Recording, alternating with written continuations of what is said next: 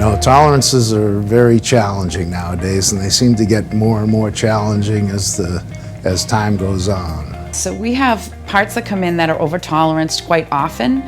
Most engineers are used to tolerancing in metals, and they can have exacting tolerances. In ceramic, because of the shrinkage rate and because of the inherent structure of the material, it's actually very difficult to have tolerances that are less than plus or minus 1,000th or plus or minus 1% of the dimension. So occasionally we'll see a print and we look at the tolerances, and if the tolerances are very tight, not because we don't want to machine it to that tolerance, but because we know how it's used. We've understood the application and we've had a conversation with the engineer.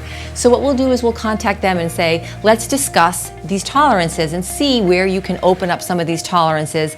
We can get very exacting tolerance post-fire grinding, but if you're looking for something that is going to be inexpensive and you can re-tolerance the component for our green to fired, then you're going to save a lot of money in the process. And I'm telling you, 9 times out of 10, people are able to open up tolerances. They're able to re-look at the print and say, we can modify this, this, and this, and then it makes it so much more manufacturable, and it makes it easier for them to have a complete component out of the kiln a lot faster.